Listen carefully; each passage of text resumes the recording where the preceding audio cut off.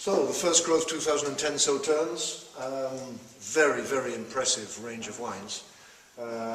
This is the third or fourth time I've tasted them in a row. Before that we'd only tasted the individual barrels. I've always been impressed by this vintage at first growth level. It's always had this tremendous elegance. The wines don't make it on richness. They are very rich, but they don't make it on the richness. The way they make it is on this elegance, the finesse, the purity, the style of these wines, which is just exquisite.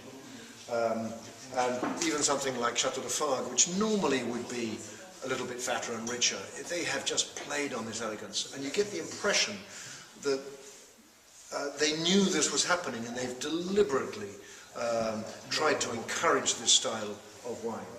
Now, at the moment in Sauternes, the word seems to be at the chateaus that this fresher style of vintage is, they prefer it to those big, rich wines of 2009.